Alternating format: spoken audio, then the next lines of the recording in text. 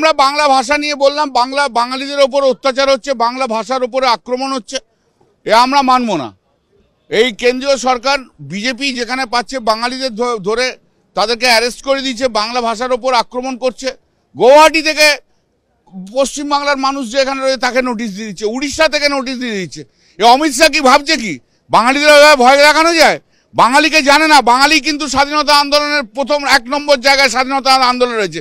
গুজুরা ছিল না ওখানে, একটাও গুজু ছিল না।